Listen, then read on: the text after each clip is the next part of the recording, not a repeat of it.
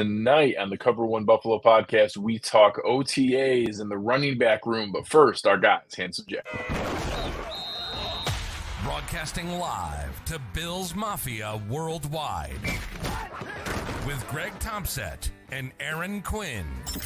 Welcome to the NFL. Doesn't matter what's happened before today. Today's a brand new day. It's a brand new season. Your number one podcast for objective Buffalo Bills coverage. No matter where you are, we got you covered.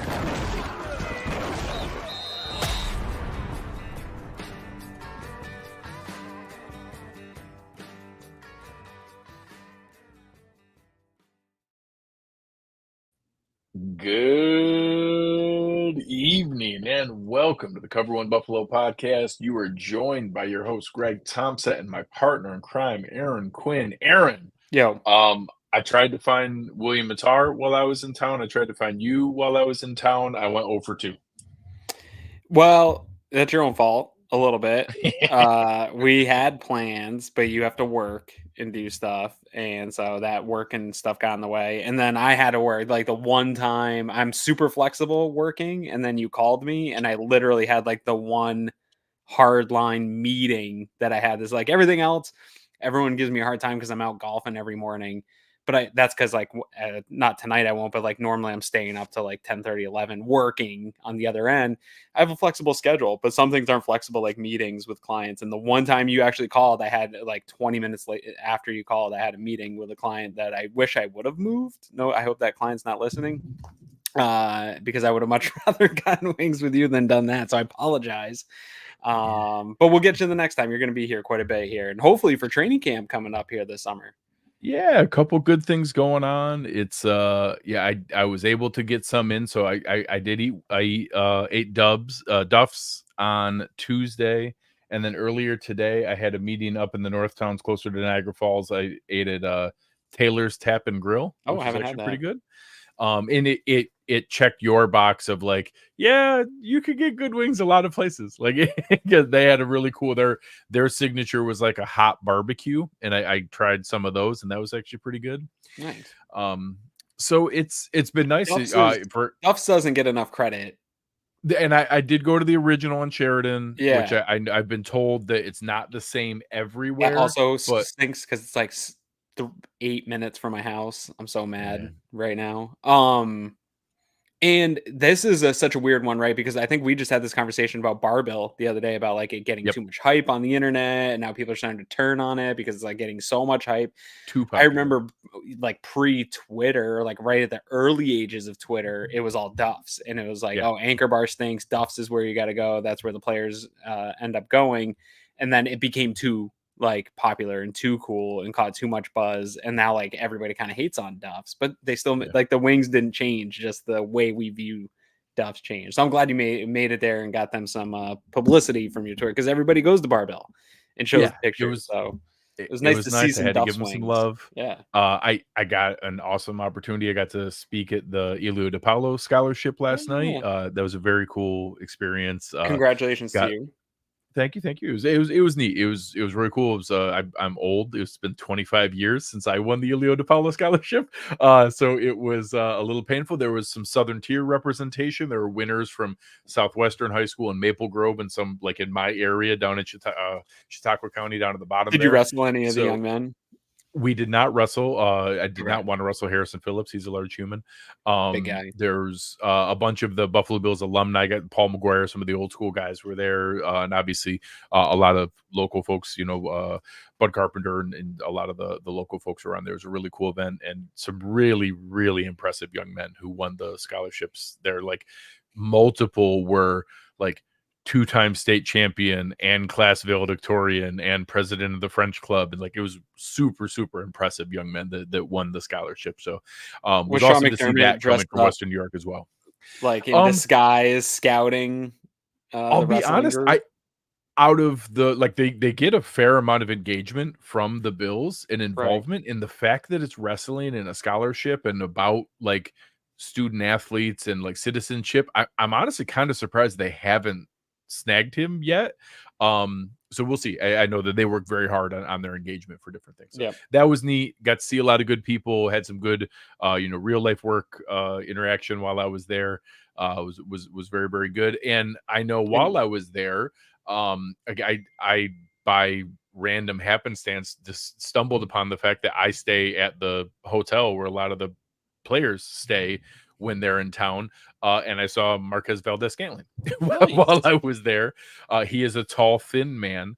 Matt Collins is an enormous dude. Like he looks like he you could have told someone he's a defensive end and they would be like, oh yeah, that looks about right. Like if he wore a baggy sweatshirt or something, Right. he's a big, thick dude. MVS is a tall, thin guy. Which is crazy because like Claypool's even bigger than both of them, right? I think Collins is taller than Claypool, but Claypool's heavier. Claypool's for sure heavier. I think he's like a 230. So we'll get into the wide receivers in depth next week, but I know there was a lot of buzz about OTAs this week, and it was, finally here. They had exceptional attendance. I think it was technically 89 out of 91, and Daquan Jones and Rasul Douglas were excused Senior for citizen personal days. matter. Senioritis. Senioritis.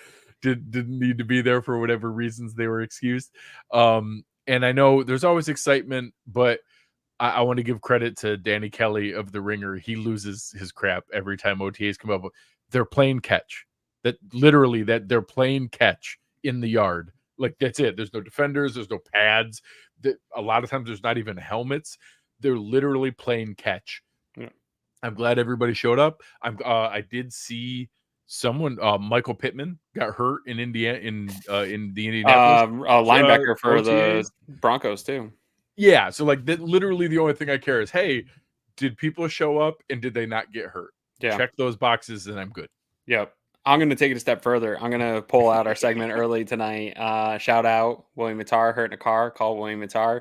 I'm pumping the brakes on OTAs, man. I know that I'm a Debbie Downer about the draft. I know that I'm down on this time of year in general, but I'm with Danny Kelly in that nothing is more annoying to me, not only than just like the buzz around OTAs, but the reporting about OTAs and how we discuss what's going on. Like, OTAs to me would be so much better if we just had it as like, okay, cool. So we get some media availability. We get to talk to these guys that in MVS that we haven't talked to yet, or Chase Claypool. We haven't heard from him yet. Right. Like, so those things are cool. I like that. I love seeing Josh Allen. Love seeing Josh Allen throw the ball, even if it's just catch. Like, just leave it as what it is. But instead we get fans and even media plays into this of like, oh, Chase Claypool looked great today and going up and grabbing balls versus air. And this defensive end had some real nice moves against somebody that wasn't wearing pads. And it's like, I think I saw one on Dwayne Carter, which is cool.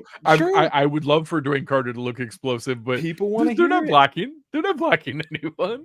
And we go through this every year. I'm 40 years old, and Twitter, I've been on Twitter for 15 years maybe. I don't even know how long I've been on Twitter, but every single time we do this, and everything that we think about these Chase Claypools or Brandon Rileys or whoever it is that comes out and plays catch really well and goes up and get Justin Hunter, whoever, insert guys, Justin Shorter should look good even this time of year. This year's team, this is when Terrell Shavers, Justin Shorter, Chase Claypool, you're supposed to look awesome. Yes, you're big, tall, fast. No defense, and you're big and tall and athletic and jumping up, and it looks very graceful and athletic when there's especially no one there. To a bunch of dudes. No offense to the beat, but to like a bunch of dudes that are not super athletic and don't see it every day. Like this should look impressive to them. 5'7" soccer dads. Yeah, I get it. Like when I'm around these guys too, they're super athletic. But wait till the pads come on. Like nothing. I will not draw any conclusions about anybody, especially like what makes me really want to pump the brakes is the Chase Claypool talk. Like I'm open-minded to the idea that he could resurrect his career here. I liked your post that it's not necessarily a zero risk of having him here. I think there's some, but there isn't like, the Bills are taking a good move. Like if he does resurrect his career, fantastic. If he's here to be the best version of himself, like they sell all the time, awesome. I'm here for that story. I would love if he was a productive member of the Buffalo Bills. He should shine in OTAs. He's a massive, strong human being. He should pluck every ball out of the air in practice. Legitimately one of the best size speed combinations in NFL history which goes to show you what a shame it's been that he hasn't been able to put it together, because that's supposed to work out. Part of what has kept him as a like commodity that people want to trade for or buy in or purchase is because when you get him in shorts and in your building, he looks like he should be super good at football. It's the Joe Marino says, looks like Tarzan, plays like Jane. And so I'm not going to get him I'll on take it real quick. Yeah. We'll talk about him more next week because we're doing wide receivers next week.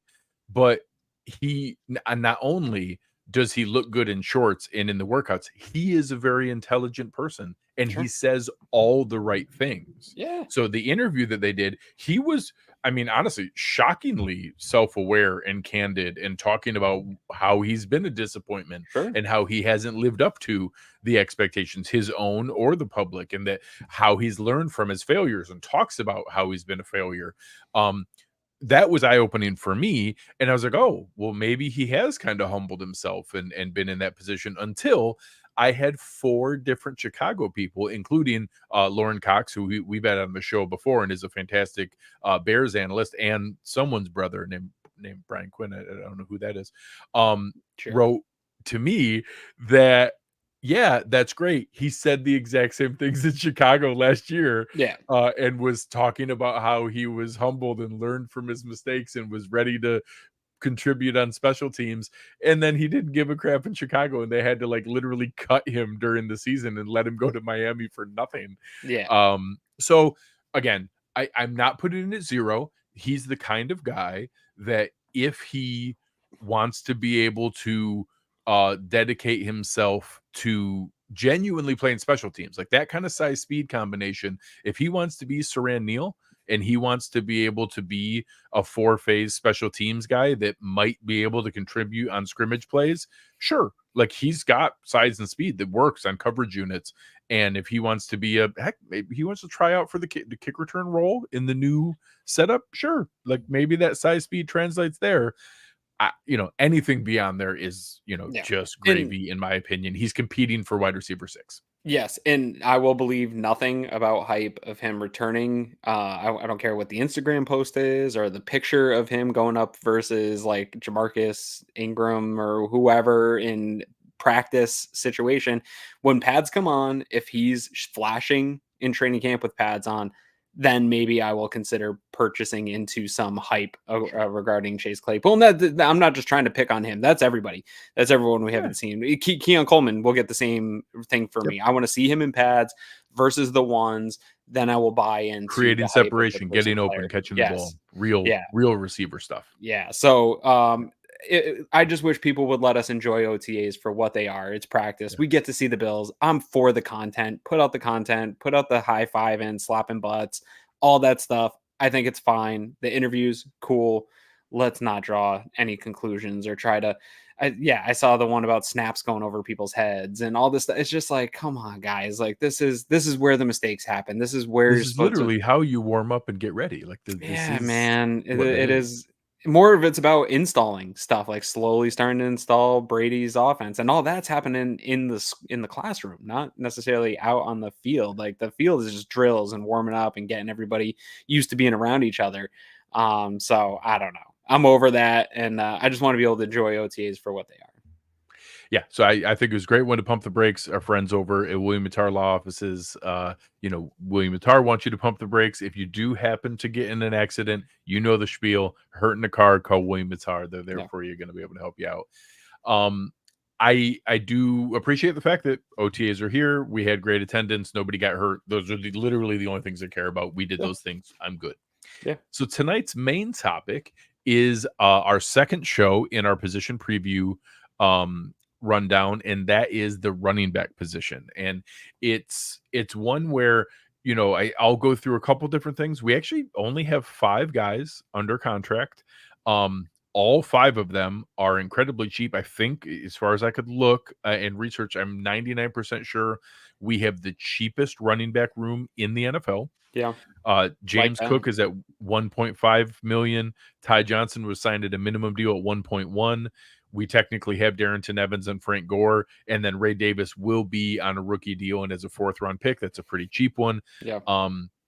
I And don't we're not think counting there's- Gilliam. We're going to throw him in the tight end room. Yeah, probably. we'll talk about him in the tight ends. I think he's more of a tight end than he is even a fullback, let alone a running back. And I don't know. Now that you say that, it makes me curious. In his career, does he have a carry? I'll ask you as I research it. How many career carries does Reggie Gilliam have? 5. 3. He had Okay. 3 carries back in 2021. He Yeah. has 3 carries for 3 yards. I was gonna say they're all 3 of like his goal 4 line. seasons, Yeah. he has none. He has Yeah. 0 attempts. Yeah. So yeah, he's not going to be talked about tonight because he's not a running back. He's just not. He's an H back at most, and is a fullback. And I actually think, besides I guess quarterback and maybe there's a couple others I'm not thinking of in the moment. Maybe tight end. There is a great deal of definition to this room. I don't know that I think Frank Gore Jr. or Darrington Evans have a realistic path to making the roster. I think we might have just lost Aaron here for a moment. But I don't know for sure what outside mystery there is with this group. I'm not sure where there's going to be a lot of drama here. So we'll talk about it in a moment here. Maybe if Aaron's able to return, about the workload split. I think that's interesting in the workload split. Aaron's back. All right.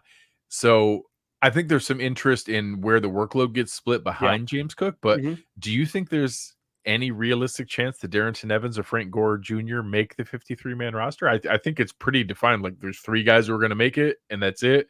It's James Cook, Ty Johnson, and Ray Davis, and that's the backfield. Yeah, and Gore, I think, can be your practice squad. Marcus, I think makes a good point here. I like the idea of having him as the practice squad guy, and that if he's our call-up guy in case of injury, that's cool. Yeah. I guess I'll leave a slight outside chance in that we don't know how they're going to handle returns, and that Darrington Evans will like in the same sense that I guess KJ Hamler could win a job or Daquan Hardy could win a job. Like I don't think he's terribly different than a 6th round pick and a street free agent receiver. Like someone's going to win those return jobs, and if it's not, I actually think it will be like a Ray Davis or Ty Johnson. I actually think Ty Johnson's probably going to be our kick returner.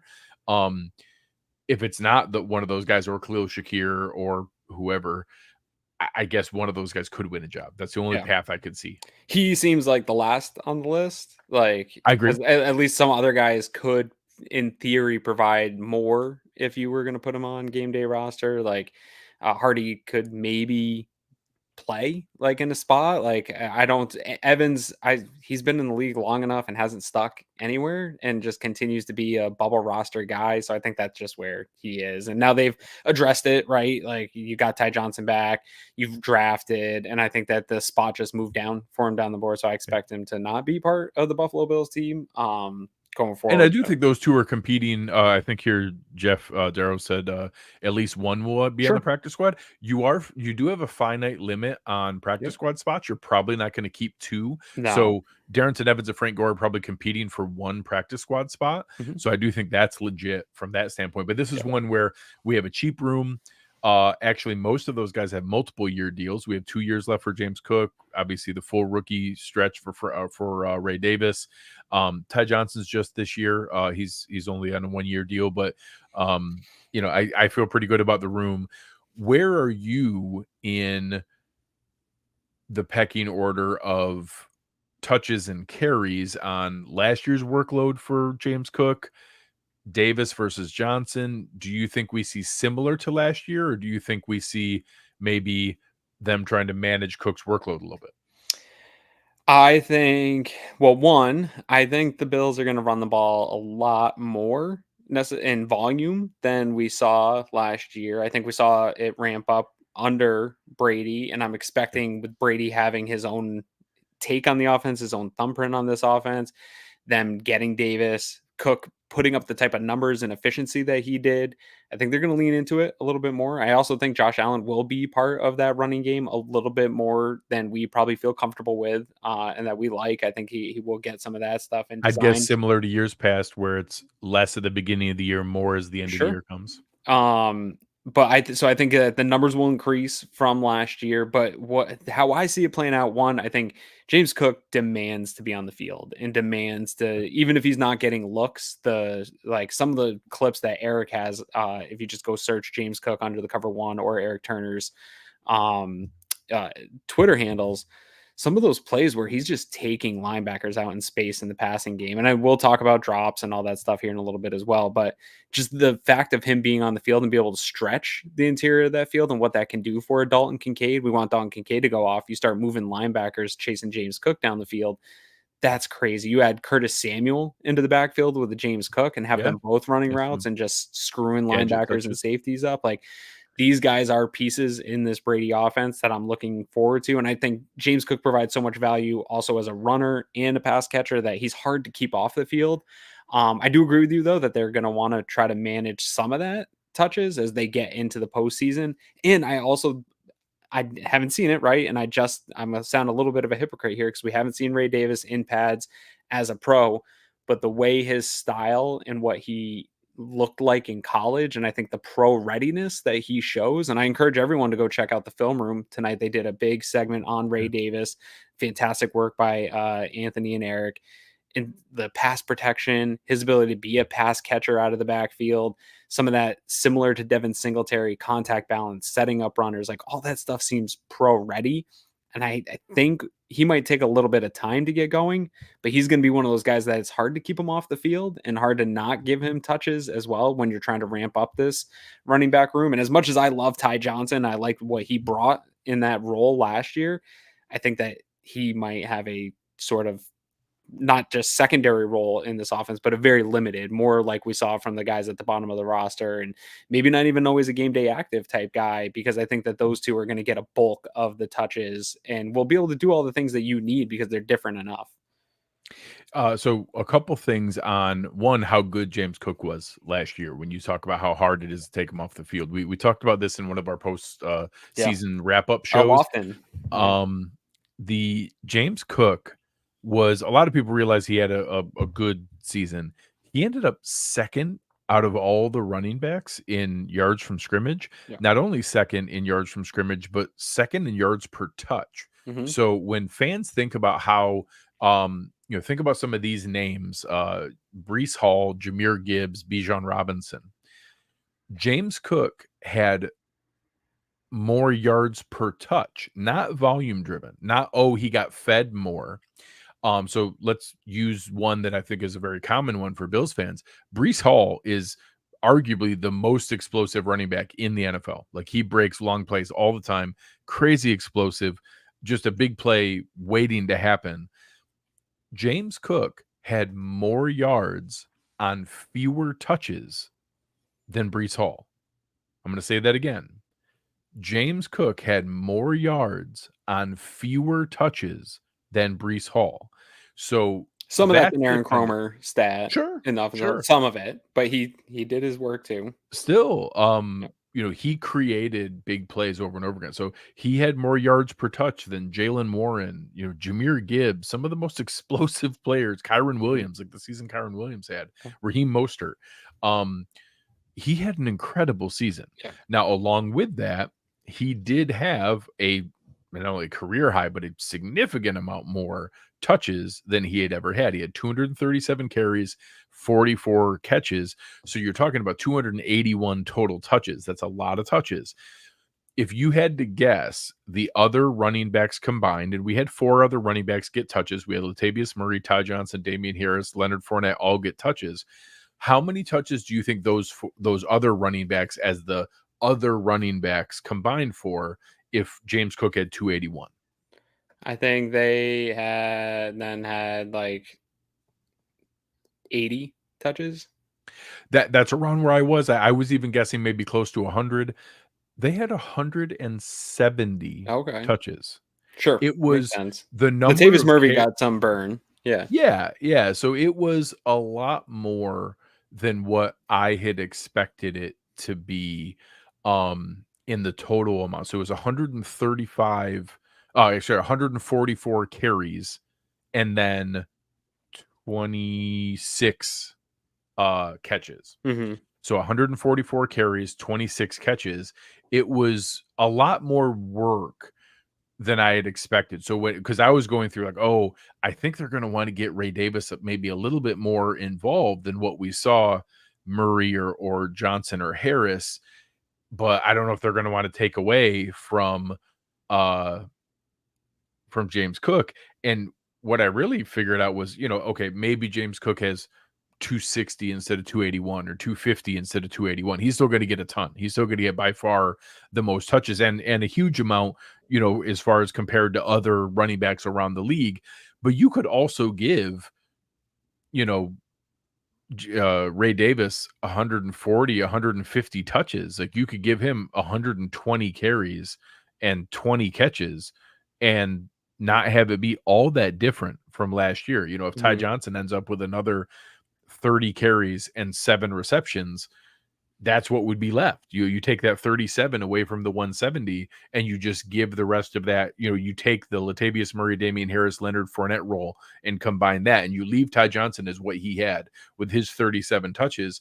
Well, that would be giving Ray Davis 133, and that would be changing nothing, taking nothing away from James Cook and his 281, not running the ball more, not even more touches for the running backs. And that would be 133 touches, would probably 110 carries and 23 catches, or 115 carries, 18 catches for Ray Davis. Ray Davis was really good in the screen game. So I want to see him get some catches. Yeah. It was more available than what I expected when I went to prep for the show. Yeah.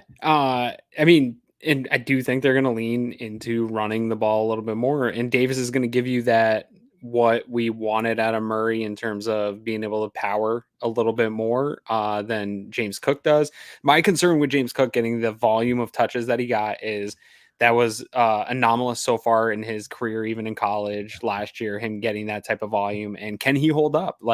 This is the same concern I'm going to have when we could talk about the offensive line. The offensive line played healthy football almost all year. James Cook played healthy almost all year. And so can he hold up for another marathon season like that?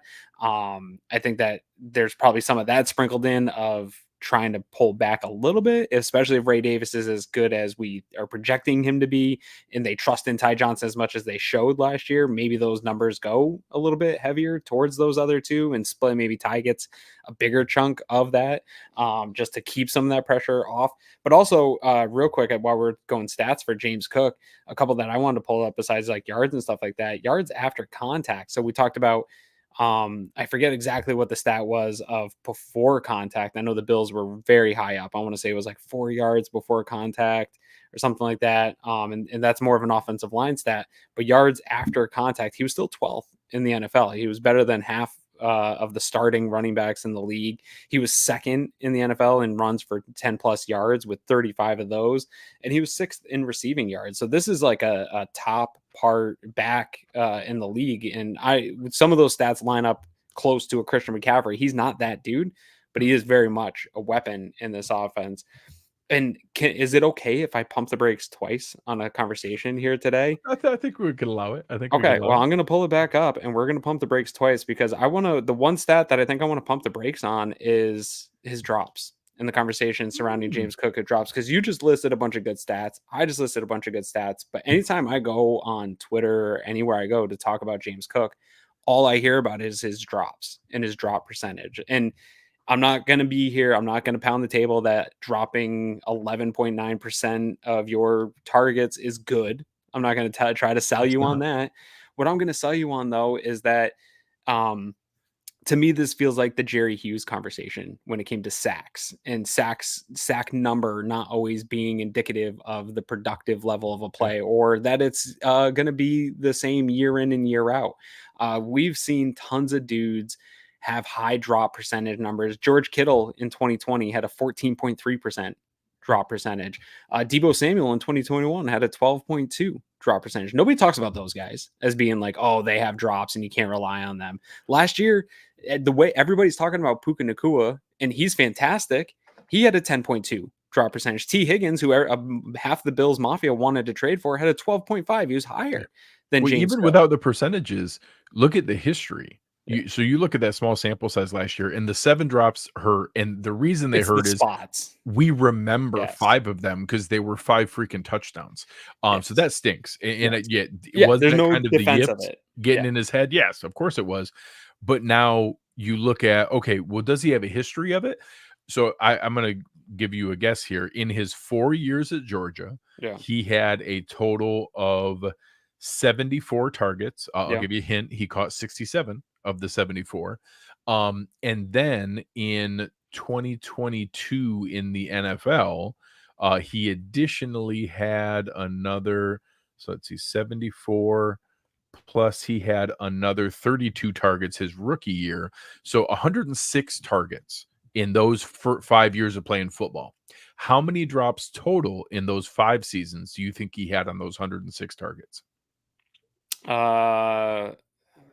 6, 3. 3. I'm He terrible. had That's insane, 2 yeah. his rookie year and 1 in all of college. Yeah. So this is not Yeah, I don't someone think who it's a has a problem. history of dropping the ball. This is not someone who's had a history. He's actually had an incredibly good catch percentage every other year of his career. And then last year did have actually still a pretty good catch percentage. It's just unfortunately that out of the 10 targets that he didn't catch, they graded 7 of them as drops, and 4 or 5 of them were very Legit. visual, like memorable ones because Yeah. they would have been touchdowns. And that stinks. Like, that's not cool. But I don't think it's as indicative as people want it to be of, this is a guy we can't trust to catch the ball. Correct. He does not have a history of that. He Yeah, does not have no. a history of that. And there's so many guys that Zay Jones. I had this argument years ago with people about Zay Jones. He in college didn't have any. He was one of the most productive, reliable pass catchers when he was in college. That was like his thing. And then he came to Buffalo. He struggled with it. Multiple seasons. He had drop issues, and then he went on to not. Nobody ever talked about that. Was it like Zay Jones had other issues as a receiver, but it wasn't drops. And I think that this is a thing that in the again, I think you bring up the point that it's an emotional argument because the optics of those particular drops were bad. And then you look at the percentages and they're high. Like when you sort it out with the rest of the league, last year he had a high percentage compared to his targets. That's okay. So did Puka Nacua. So did T. Higgins. So did a bunch of other good players that nobody's concerned about them continuing on to have those types of drops. And I think that we should at least if he comes out this season and puts up another 10 to 12% drop rate and they're in some big spots, then maybe we have a problem and we have to talk about it. But until then, like, I'm kind of over it. I don't want to hear it anymore. I don't think that's the player he is. And I think that we want to utilize him in the passing game and not say like, oh no, we can't do that and he's going to drop it. We need to use Ray Davis. Like, yeah, I do also want to use Ray Davis, but James Cook's a weapon in the passing game. Until he proves that he just drops all the time, I don't want to hear it, man. Yeah. No, I think it's really well said. That's exactly the approach that we need to have in what we're moving towards and what we're looking for with this team, and I think that's what we're going to focus on as we get ready. I'm looking real quick a lot here. of run here today. Yeah. Ray Davis, he had a lot of screen game usage. Yeah. A lot of his best highlights were in the screen game.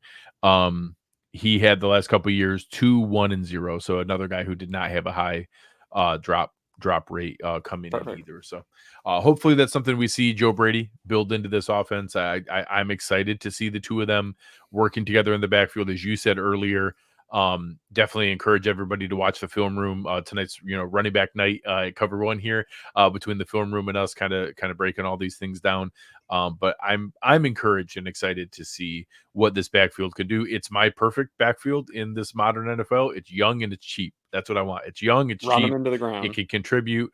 I look forward to 2 more years from James Cook, and then he's going to go the same way that Zach Moss and Devin Singletary did, and he's going to go sign somewhere else, and then we'll draft another guy to pair with Ray Davis, and we will keep running through that because that's what works in today's NFL. It's just how it goes.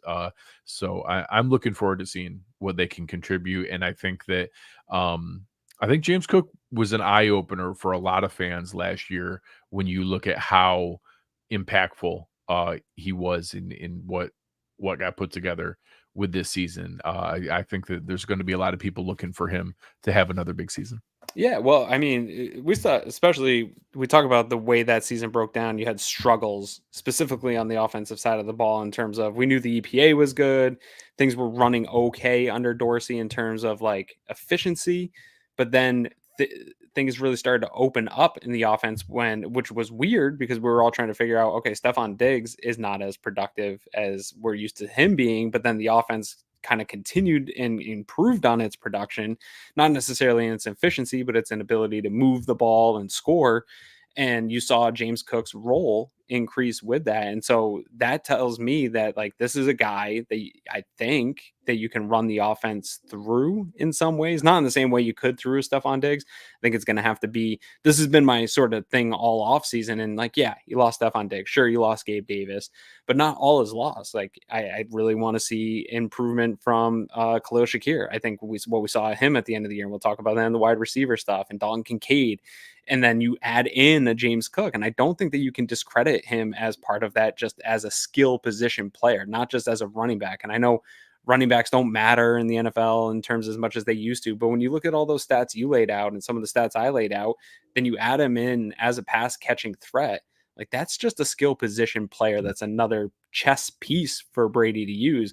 And he's going to be able to do with, not to get too far ahead of us right now, but with a Curtis Samuel type and what I think they can do with a Khalil Shakir, you can move these guys all over the place. And so we're trying to figure out this year, like who's going to be the X, who's going to be this. I'm expecting James Cook lined up out wide more than we saw in the last year. And then Curtis Samuel kicking in and getting some touches as well. And just playing with the defense because you have all these guys that can do all these different things. And that's what's intriguing to me about Cook specifically. And then you add in Ray Davis, who I think, doesn't necessarily do anything extraordinarily well, because if he did, he would have probably been a second round pick, but he does everything good enough. And that is good enough to get you in early and be one of those running backs that is a mid-round pick that you can run him right into the ground. He's not going to be a liability in pass protection. He's not going to take a year to learn all that stuff. Yeah. I think he's a Devin Singletary. Yeah. He's a Devin Singletary with a little bit more athleticism. Yeah.